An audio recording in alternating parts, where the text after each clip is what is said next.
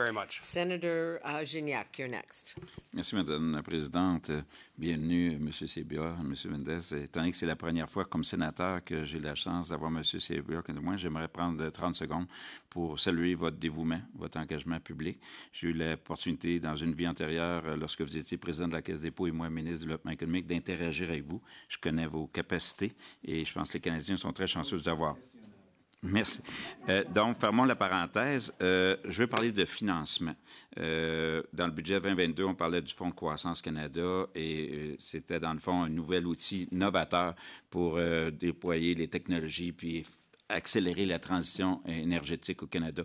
Pouvez-vous nous en parler un peu? Et ma sous-question va être, pourquoi tout à coup, là, au lieu d'être un organisme différent, ça va être en dessous de PSP? Et qu'est-ce qu'il en sera? Est-ce qu'on va pouvoir avoir accès à la transparence ou même accès au reporting par la suite? Donc, si vous pouvez. Merci. Oui, OK.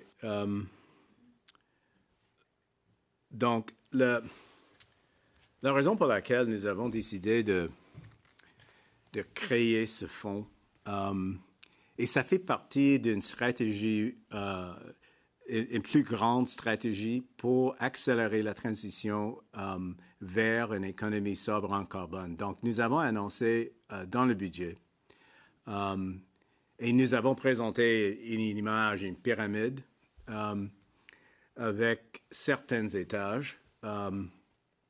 Donc, un prix sur le carbone, pollution, ça fait partie d'un élément fondamental de cette structure.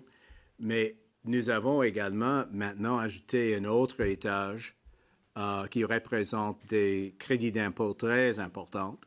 Nous avons alloué à peu près 80 milliards de dollars d'ici 10 ans pour, comme je disais, accélérer le progrès.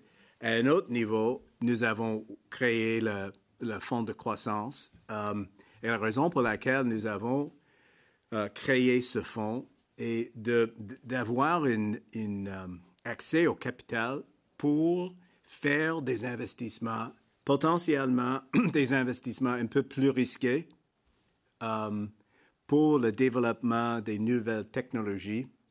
Donc, Senateur Gignac, étant donné notre histoire, je comprends bien votre préoccupation avec les caisses de retraite au Canada, leurs investissements au Canada, sauf la Caisse, parce que nous avons fait un très bon travail à cet égard. Mais ça, c'est tout un autre sujet. Et je comprends votre perspective. Et donc, c'est une autre façon pour nous de faire ces investissements parce que par la nature de ces investissements, ces investissements ne sont pas au centre de l'écran pour les caisses de retraite au Canada. Donc, la création de ce fonds nous donne un autre outil, un autre instrument pour accélérer des choses. Également, il y aura d'autres choses que le fonds va faire.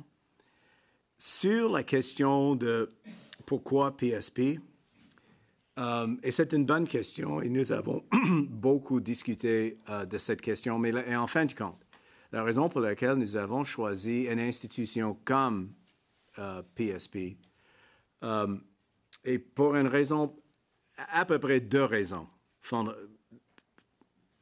essentielles selon moi. Donc, d'abord et avant tout, ce fonds a beaucoup d'expertise. Donc, pour essayer d'embaucher, de bâtir une telle organisation pour gérer le fonds, le fonds de croissance, c'est pas mal difficile.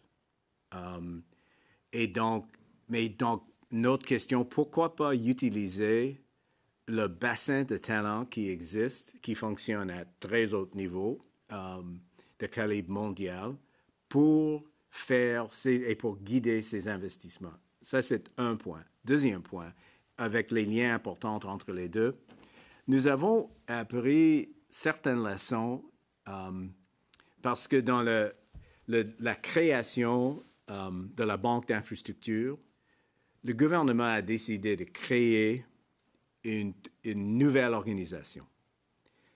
Mais la création de cette organisation a demandé beaucoup de temps et nous avons perdu beaucoup de temps. Cette fois-ci, notre objectif, c'est toujours dans un contexte d'accélération.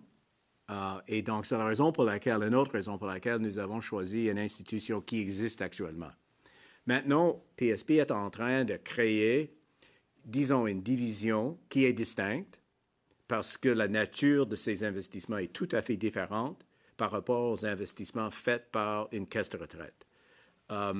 Et donc, l'objectif est de have our cake and eat it too, et de profiter de leur expertise, de créer une institution sous la parapluie de PSP dédiée à une autre stratégie d'investissement et de le faire de façon très rapide et très vite parce que, franchement, nous n'avons pas, sur le plan de la question de la transition vers une économie sobre en carbone, nous n'avons pas beaucoup de temps. Je vous